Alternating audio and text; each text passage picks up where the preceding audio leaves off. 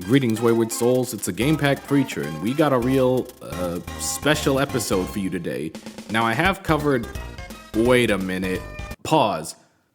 I've done this shtick before. We may be spinning some old yarn, but we got a brand new twist to go with it. Roll it back.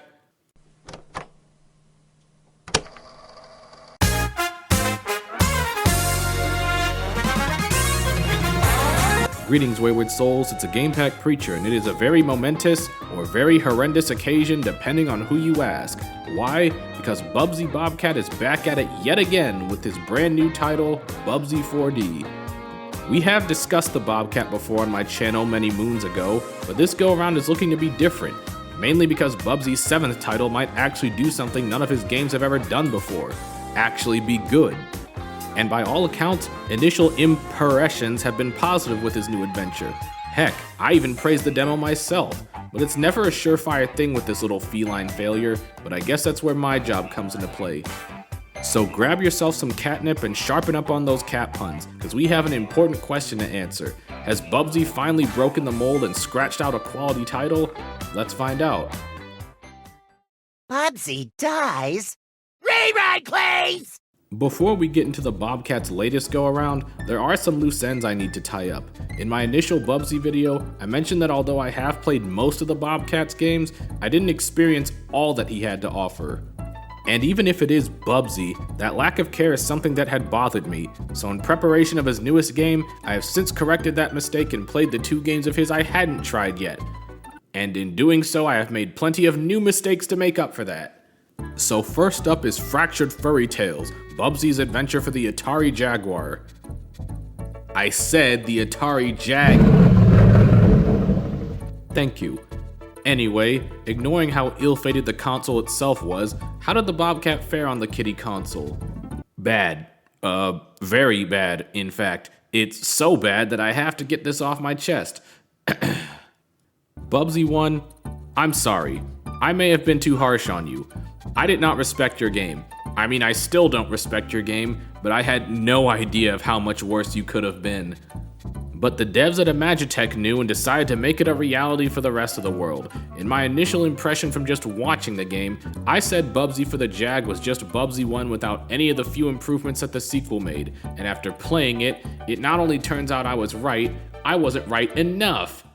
This game is somehow worse than the original Bubsy, and that bar was already low to begin with, and that's for 2 main reasons. The first one being the enemies. Bubsy finds himself in the land of fairy tales for this adventure, because reasons, but the creatures of children's bedtime stories aren't about fun and games. These fuckers out of fiction are out for blood, and as a reminder, Bubsy will die if you think mean enough thoughts at him. The enemies are either harder to hit, have whack as hell hitboxes, or have some of the widest swings that would make fighting game characters jealous. And I feel nothing encapsulates this more than these fricking wasps. These things are out to get you from right out the gate. Never mind the fact that you'll rarely ever see them coming, but they are freaking relentless. If they end up on screen, it's you or them, and it's most likely gonna go to them in most cases. And the only thing that Jag's processing power is going towards is loading you back in quicker so you can die all over again. And the second thing that makes this tale a nightmare is the level design. OG Bubsy's levels weren't exactly a masterclass in themselves, but for the most part, all you had to do was to get to the end of the stage, which is towards the right. Bubsy Triple F decided, what if we made the levels 5 times bigger? What if we decided to switch up where the level exit could be? And wouldn't it be so funny if we blocked off entire sections of our levels and you have to find a switch in order to even progress? And it would be high fucking hilarious to not only be inconsistent with the levels that have switches, but sometimes just make them completely unnecessary for beating a stage. Isn't that so fun? Doesn't that sound fun to you? Cause I didn't have a single bit of fun with what I could stomach of this game. Also, Bubsy's exclamation point is yellow for some reason, and this is a supreme act of heresy that will not stand. The theme of the game may be fairy tales, but it's nothing short of a nightmare if you ask me. It deserved to die as painfully as the console it spawned on, and I will not be swayed otherwise. So that only leaves Bubsy Paws on Fire, and as also mentioned in that prior video, this one isn't even a platformer, it's an auto runner. And I mean, it sure is an auto runner alright. It came out in 2019, and I'm pretty sure Subway Surfers wasn't even popular anymore by then. Speaking of which, my review of this game is that you would be more engaged by watching some Subway Surfers instead. I should know, because when I streamed this game, one of my chatters quite literally said they were more engaged with the compilation of it I had on the screen. So there, I have officially played every Bubsy game that had released prior to 4D, and I can confidently say that in my opinion, that my original opinion still stands. None of Bubsy's games are anything I would consider quality, with Woolly Strike Back being the best of them simply for being inoffensive. The only change I would give is that I have eased up on the original game simply because Fractured Furry Tales manages to be worse. Let it not be said that I'm not thorough, however. So with that cat in the cradle, it's time to answer that burning question. Does Bubsy 4D finally break the cycle? Yo! Remember me? Your old pal Bubsy? Welp, it's the moment of truth. How is Bubsy's latest title? Hang on a second, let me just, Alright. Bubsy 4D is a good game. I repeat, Bubsy 4D is a good game. And it still feels so surreal to say, but let's get to unraveling why that is. Bubsy 4D is the product of Atari, who I'm shocked is still around, and the indie developer Fabraz. And if there was any one reason why I actually had faith in this game, it's because of them. Fabraz has some 3D platformers under their belt, both of which I've played, and both of which I've liked. Those games being Demon Turf, which is good, and the sequel Demon Tides, which is freaking excellent. So excellent that I made a video talking about it. But aside from that, they certainly put their skills they gained with those games to work on Bubsy's latest go-around. But before we get to that, plot. Bubsy is back, and much like myself, he has achieved Unk status. You can tell because he partakes in one of the earliest actions signaling a life crisis, changing his wardrobe. But before his life crisis can continue, an actual crisis touches down. The Woolies strike back, again, and they end up stealing sheep. Huh. Oh well, crisis averted. A few moments later. So the sheep ended up gaining sentience, revolting against their captors, and have now enslaved the Woolies, and they're the ones who steal Bubsy's golden fleece. So now the Bubster and friends are off to space to retrieve what's his and defeat these new Babots. Short, simple, and sweet. But if you ever cared about the plot of a Bubsy game, I'd be very convinced you were lying. So let's get right into the gameplay. If you have played Demon Turf or Tides, you will very much see that the bones and blood of those games runs through the Bobcat's latest adventure as well. Some may see this as a problem, but I would disagree for two main reasons. One, Bubsy does have enough of his own differences to stand on his own 2 feet, and two, even if he didn't, Bubsy has kind of spent his career trying to ape off of other platforming mascots anyway, so I can't exactly blame him for that. That goes doubly so because Bubsy actually takes all the right things that make other platformers work this time. This is the best Bubsy has ever controlled, not just in 3D, period. Bubsy feels responsive, he controls the slickest he ever has, and he has the perfect amount of speed, flow, and weight behind him. And as far as his moveset, well, the cat has some new tricks in his bag for once. He still has his trademark glide, but now he can double jump, and his pounce maneuver from his first reboot doubles as a homing attack now. So Bubsy can finally be like the hedgehog he was always inspired to be like. Speaking of Sonic, Bubsy also has this new hairball maneuver, which lets him roll around at the speed of sound across his levels. Speaking of his levels, those are actually good too. Bubsy's levels are also similar to Demon Tides in how open they are to allow for maximum movement, but unlike Demon Tides, Bubsy follows a more linear stage-to-stage progression style. His stages are actually designed around his moveset and offer both fun and challenge while also being cheeky with where you're able to go and find those sweet collectibles. And speaking of collectibles, he has those too. At the end of each level lies a golden star, puzzle piece, golden fleece for you to collect. And along the way are normal yarn balls that you can spend on cosmetics. Good grief, he's naked! And each level also has a blueprint that can be spent to unlock abilities and buffs. Each level also has a time trial medal to really put those platforming skills to the test. And it all just works, it all works really well. And I can't stress enough that it just fries me, man.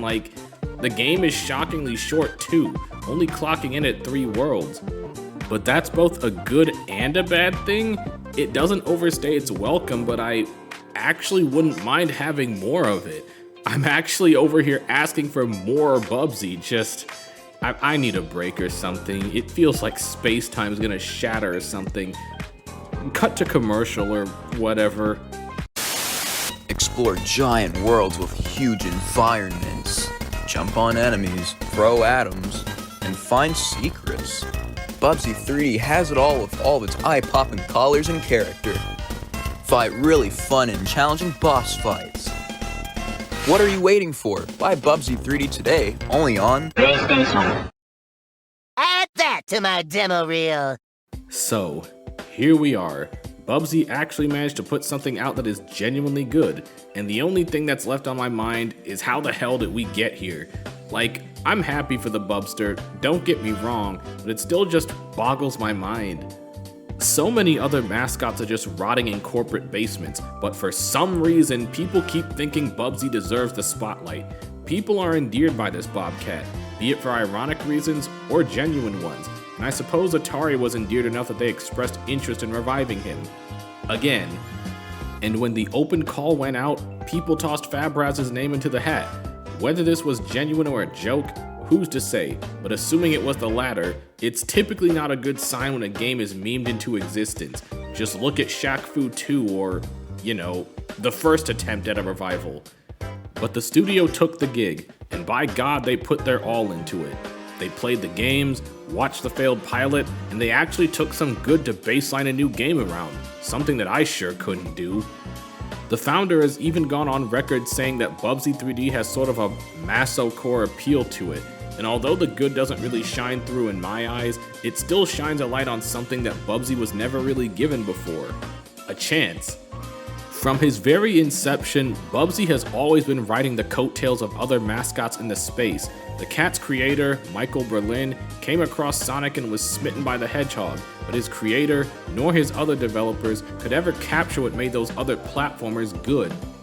And although his first game was a success by the standards of the time, the disdain for this feline only continued to fester. The general public was turning on him, and after his creator bounced after the first game, it said that the devs who worked on Bubsy 2 and Triple F hated the mascot. So much so that they had Bubsy plushies tied up and torn up around their offices, and when his creator did come back for Bubsy 3D, well, I don't think I have to tell you how that went. Even his VA for Bubsy 3D, Lanny Minella, who funnily enough voiced Rouge in Sonic, actively regretted doing the role. Everyone for the most part thought that Bubsy was a bastard, and that is a sentiment that I unfortunately share. I've given the cat an honest shot, and I stand by how I feel that the most he's ever achieved is mediocrity. Even outside of his games, I don't like him as a character either. He's an annoying, smug little shit who thinks he's the business despite his performances putting people out of business. His pilot stayed just as such, and regardless of the circumstances, the games that we got, at least to me, are just not good. But Bubsy 4D is the long overdue slam dunk that he needed. You have Sean Chiplock having a grand old time, breathing a new personality into the Bobcat. You have a team that knows what they're doing and is putting in a genuine effort, and they took what was once an annoying, loudmouth, too cool for school punk and turned him into a washed up B-lister who is a lot more down to earth but still can't break those bad habits. He's both the star of the show and the butt of the joke, which works so much better for him.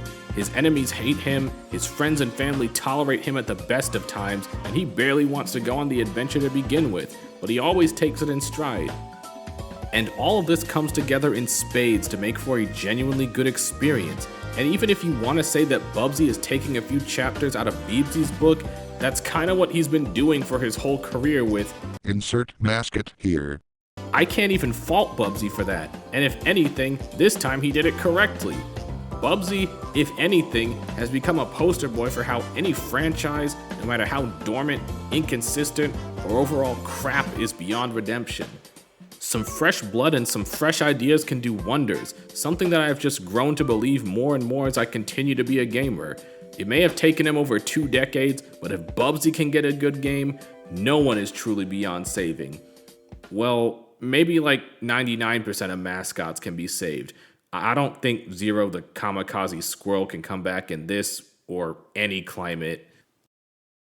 If other people have to be forced to listen to you speak, shouldn't I get the same respect? Many a mascot could only hope to have the kind of comeback that Bubsy had. When Atari expressed that they wanted to bring him back, they were seriously not kidding. From the initial pitch to the marketing for this game to the sponsors, people were actually sponsored to play Bubsy of all games. It's the stuff dreams are made of, and it really does kind of still feel like a dream. This would be one hell of a send-off for the Bobcat's career, is what I would say if I thought we'd seen the last of him. Bubsy has already proven that, regardless of the developer, critical reception, or even public reception, he refuses to stay dead. If anything, it's the perfect tactic. If his game sucks, it's par for the course, but when the game doesn't suck, it actually gets more people talking. The point is, I've played these games before, so I'm pretty confident we will be seeing his furry ass again. But for now, I think we can revel in the present a bit. In case it wasn't clear, Bubsy 4D gets a high recommendation from me. In fact, it's the only Bubsy game I would recommend playing in a genuine sense. It's only $20, it's on every platform you can think of, there's even a physical collector's edition with some nice artwork in it too, supposedly. So congratulations, Bubsy Bobcat. It took over 2 decades and 6 previous attempts, but you finally got yourself a good game. Here's a gold star and a singular clap from me, which is much higher praise than it sounds. Here's to hoping it doesn't take another 20 plus years of stumbling before your next hit. God, this all still feels surreal, but I mean, it is a good feeling. Despite the rocky road I've walked, I'm genuinely happy for Bubsy, and here's to hoping his story can lead to other mascots seeing the sun again. Thank you for watching, more to come as always, and on the very off chance someone at Atari sees this, I seriously want to know what the marketing budget for this game was. Like, even ignoring the fact y'all were making a fuzz on social media, how the hell did you get so many people to take a Bubsy sponsorship? Like, don't get me wrong, a bag is a bag, but if you told me you were gonna pay me to play a Bubsy game of all things, I probably would have side-eyed you. As just, maybe that's just the experience for his other games, not knowing that, not even considering the fact that most people in the modern age probably doesn't even know who he is or has like a negative opinion of it, but it's just like, seriously, I don't even know why this question's bothering me so much. It's just, I seriously just really want